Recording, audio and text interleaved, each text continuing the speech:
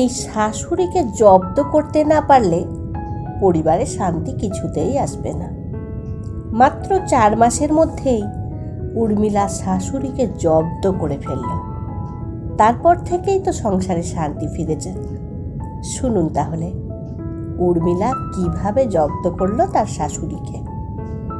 বিয়ের 15 দিন পর থেকেই শুরু হয়েছিল লড়াই মানে শাশুড়ি বৌমার লড়াই।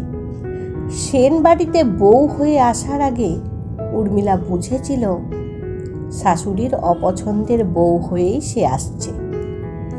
শাশুড়ি শর্মিলার মোটেই পছন্দ ছিল না বৌমা উর্মিলাকে।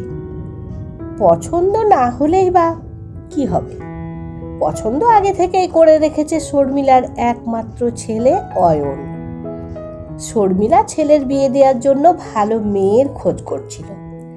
তখন মা মেয়ে দেখছে শুনেই ছেলে বলেছিল, মা আমার জন্য মেয়ে খুঁজতে হবে না, আমার পছন্দ করা আছে একজনকে।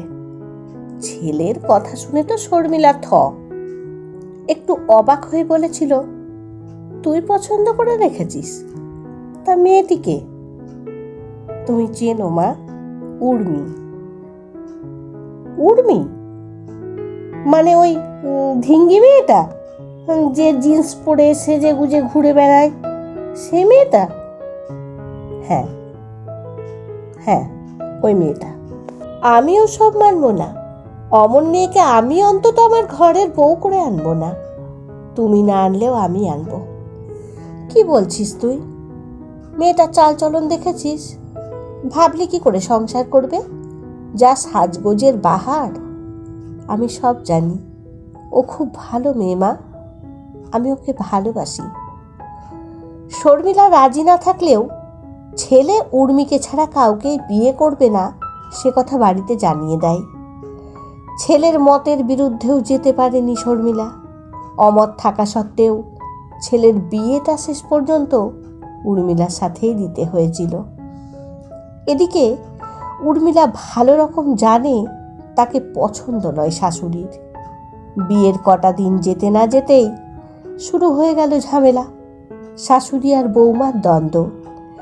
বৌমার সব কিছুতেই অপছন্দ শাশুড়ির, কোনো কিছুতেই যেন ভালো চোখে পড়ে না তার। বিয়ের কয়েকটা দিন পর শাশুড়ি উর্মিকে জানিয়ে দিল, শোনো বৌমা, এই বাড়িতে থাকতে গেলে তোমাকে ওই বিউটি পার্লারের কাজটা ছাড়তে হবে। প্রতিদিন বাহানা করে বেরিয়ে যাবে, ওসব কিন্তু চলবে না। তা কি করে হয় মা? বিউটি পার্লারের কাজটা যে আমি করব সেটা তোমার ছেলেকে আগে থেকেই বলে দিয়েছি। তোমার এ কথা কিন্তু আমি রাখতে পারবো না। উর্মির এমন কথাতেই অশান্তির আগুন লেগে গেল বাড়িতে। শুধু একটা না, আরও কত কি।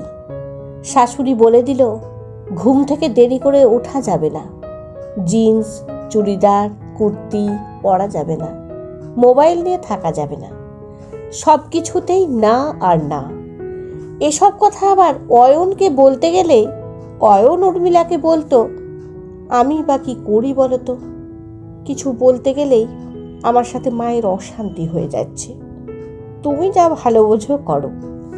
এদিকে উর্মিলার শ্বশুর অলোকবাবু একজন খুব ভালো মানুষ, না পারে উর্মিলার হয়ে বলতে, না পারে শর্মিলাকে কিছু বলতে। বললে আরও ঝামেলা। এই শাশুড়িকে জব্দ করতে না পারলে সংসারে শান্তি আসবে না। মাত্র 4 মাসের মধ্যেই উর্মিলা শাশুড়িকে জব্দ করে ফেলল।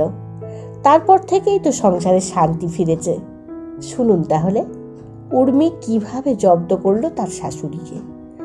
উর্মি যখন দেখল বুঝিয়ে সুঝিয়ে কোনো কাজ হবে না, তখন শাশুড়ির ওপর প্রয়োগ করলো নতুন থিওরি। যে কোনো প্রকারে শাশুড়িকে জব্দ করতেই হবে, যেমনি ভাবা তেমনি কাজ। পরদিন সকালে উর্মিলা ঘুম থেকে উঠে চা তৈরি করে নিয়ে চলে এলো একেবারে শাশুড়ির ঘরে। চায়ের কাপ হাতে উর্মিলাকে দেখে শাশুড়ি তো অবাক, মুখের দিকে তাকিয়ে আছে তখন। চায়ের একটা কাপ শ্বশুরের হাতে আর একটা কাপ শাশুড়ির হাতে দিয়ে বলল, মা তুমি আমাকে যা যা বলো, মানে যেগুলো বলো, বারণ করো যেগুলো করতে, আমি ভেবে দেখলাম তুমি আমাকে ঠিক কথাই বলো। তোমার কথা শুনে চলাই উচিত।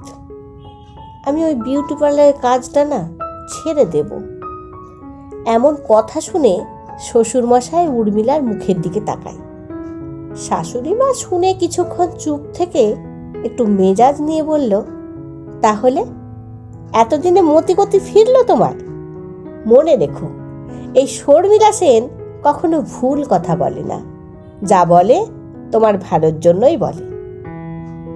হ্যাঁ মা, ঠিকই তো, ভেবে দেখলাম তুমি আমার ভালোর জন্যই বলেছ। এবার থেকে আমার কথা শুনে চলো, দেখবে কোনো সমস্যা হচ্ছে না। বাড়ির বউ তুমি, বাইরে বেরিয়ে বেলেনাপনা করলে চলে? এসব চলে না আমাদের ফ্যামিলিতে। ঠিক আছে মা, তবে একটা কথা, আমি তোমাকে না একটা উপহার দিতে চাই। বিয়ের পর থেকে খুব ইচ্ছে ছিল তোমাকে একটা কিছু কিনে দেব, কিন্তু পরিস্থিতিটা এমন ছিল, আসলে তোমার সব কথাই তো আমার তখন তেতো মনে হতো, খারাপ লাগতো, তখন কিছু দিতে পারিনি। এখন আমি আমার সব ভুল বুঝতে পেরেছি। একটা গিফট না দিলে মনে হবে আমি তোমাকে ভালোই বাসতে পারিনি। তাই ঠিক করেছি তোমাকে একটা স্মার্টফোন মানে মোবাইল কিনে দেব, আমার নিজের টাকাতে। বৌমার এমন কথা শুনে একটু অবাক চোখেই তাকিয়ে শাশুড়ি মা বলল, কি বললে? তুমি আমাকে মোবাইল ফোন কিনে দেবে? কেন মা, তুমি নেবে না? সেদিন তো বাবাকে বলছিলে, শুনলাম সবার হাতে কেমন দামি দামি মোবাইল থাকে, আমার নেই। আমি শুনতে পেয়েছিলাম সে কথা, মন থেকেই চাইছি আমি না হয় তোমার স্বাদটা পূরণ করব। উর্মির এমন আবদারের কথা শুনে শ্বশুরমশাই বলে, আরে বৌমা যখন দিচ্ছে তখন নিতে তোমার অসুবিধে কি? শাশুড়ির মুখে চোখে তখন একটা খুশি খুশি ভাব। শাশুড়ি উর্মির দিকে তাকিয়ে বলে, তোমার যখন দিতে মন চাইছে তখন না হয় দিও। জানো তো, ভালো একটা মোবাইল সেট বেরিয়েছে, আজ বিকেলে না হয় তোমাকে নিয়ে গিয়েই দেখে আসবো। ওই 15,000 টাকা মতো দাম। অত টাকা আছে তোমার কাছে? 10,000 মতো আছে, আর বাকিটা চেনা জানা এক দাদার দোকান, আমি বলেছি 2 মাস টাইম দিতে, তার মধ্যেই বাকিটা দিয়ে দেব। তবে একটা আবদার আছে মা, তুমি আমাকে ওই 2 মাস পার্লারের কাজটা করতে দিও। 5,000 টাকাটা তাহলে তাড়াতাড়ি শোধ করে দিতে পারবো। সেই দিনই উর্মিলা 15,000 টাকা দিয়ে একটা অ্যান্ড্রয়েড ফোন কিনে এনে দেয় শাশুড়িকে। মোবাইল হাতে পেয়ে বলে, আমি তো কিছুই বুঝি না এই ফোনের। উর্মিলা বলে, আমি তোমাকে সব শিখিয়ে দেব, ও তুমি চিন্তা করো না। তারপর সকাল আর সন্ধে মোবাইল অনুশীলন চলতে লাগলো শাশুড়ির। মোটামুটি 15 দিনের মধ্যে সব রপ্ত করে ফেলল। ইউটিউব থেকে শুরু করে হটস্টার, কিভাবে সিরিয়াল দেখা হয় সেটাও শিখে গেল। শিখলো হোয়াটসঅ্যাপে চ্যাটিং, এই ঘর থেকে ওই ঘরে মেসেজ, শাশুড়ির মেসেজ উর্মিলার হোয়াটসঅ্যাপে গুড মর্নিং, গুড নাইট ইত্যাদি।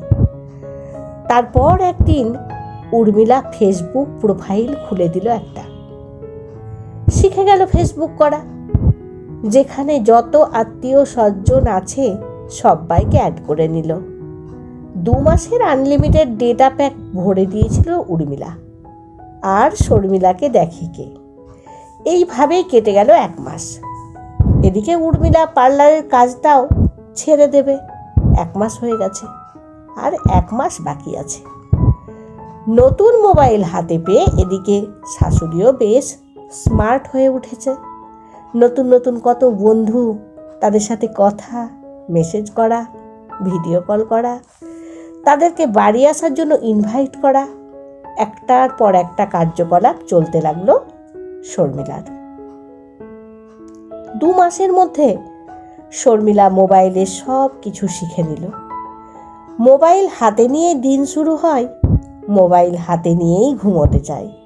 আর এতেই শর্মিলার শ্বশুর তিতি বিরক্ত হয়ে মাঝে মাঝে বলে, কোনো কাজ নেই, এই মোবাইল নিয়ে সব সময় পড়ে আছো। একদিন তোমার এই মোবাইলটা না আমি ভেঙে দেব। কিন্তু কে শোনে কার কথা? তারপর থেকে 2 মাস কেটেছে। একদিন সকালে শাশুড়ি ছুটে এসেছিল উর্মিলার ঘরে, এসে বলে, বৌমা দেখো তো, মোবাইলটা আর কাজ করছে না। তোমার শ্বশুর মনে হয় কিছু একটা করে দিয়েছে। ও তো আমার ভালোটা কোনোদিনই সহ্য করতে পারলো না। উর্মিলা মোবাইলটা হাতে নিয়ে বলে, কই, ঠিকই তো আছে মা, তবে সব কিছু করতে পারছি না কেন? নেট প্যাক শেষ হয়ে গেছে, রিচার্জ করতে হবে, তবে চলবে। রিচার্জ কত টাকা? আমি তো 2 মাসের জন্য তখন 700 টাকা দিয়েই করিয়ে দিয়েছিলাম। আবার রিচার্জ করলে তবেই চলবে। আমি রিচার্জ করে দিতে পারতাম, কিন্তু পার্লারে কাজটা যে ছেড়ে দিয়েছি। তাহলে এখন কি করব? বাবাকে বলো রিচার্জ করে দেবে। ও করে দেবে রিচার্জ? তাহলেই হয়েছে। ও চায় আমার মোবাইলটা নষ্ট হয়ে যাক। শোনো, তোমাকে পার্লারের কাজটা ছাড়তে হবে না। তুমি আজ থেকে আবার যাবে। আমি সংসারের সব কাজ সামলে দেব। আমি মোবাইল ছাড়া চলতে পারবো না। তুমি যখন বলছো তখন পার্লারের কাজটা করব। তবে একটা কাজ করলে হয় না? তুমি যদি নিজের টাকা দিয়ে নিজেই রিচার্জ করো কেমন হয়? আমি কোথা থেকে টাকা পাবো? আমি কি ইনকাম করি? তুমি ঘরে বসে ইনকাম করবে। চলো না, দুজনে মিলে একটা ইউটিউব চ্যানেল খুলি। তুমি তো দারুণ রান্না করতে পারো। একটা ব্লগ চ্যানেল খুললেই তো হয়। দুজনেই রান্না করব, আর দুজনেই মেকআপ করে সাজগোজের ভিডিও বানাবো। আমিও মেকআপ করব? সে কি? হ্যাঁ, তুমি তো আর কম সুন্দরী নও। সত্যি বলছো? একদম সত্যি বলছি। তারপর থেকে 3 বছর হয়ে গেল। ইউটিউব চ্যানেলের নাম হয়েছে শর্মি উর্মির গল্প। দিব্যি চলছে সব। ব্লগ বানাচ্ছে, রিলস বানাচ্ছে। শাশুড়ি বৌমার কাহিনী লাখ লাখ লোকের কাছে পৌঁছে যাচ্ছে। নিজেদের মতো করে সাজছে, এখানে ওখানে ঘুরতে যাচ্ছে। এখন দুজনেই দেরি করে ঘুম থেকে উঠছে। কেউ কাউকে আর কিছুই বলছে না। শর্মিলা উর্মিলা দুজনেই বেশ জনপ্রিয় হয়ে উঠেছে এখন। দুটো নাম এখন এক হয়ে গেছে। ওদের এখন সবাই চেনে শর্মি আর উর্মি নামে। কলমে সরজিৎ ঘোষ, কণ্ঠে সোনালী।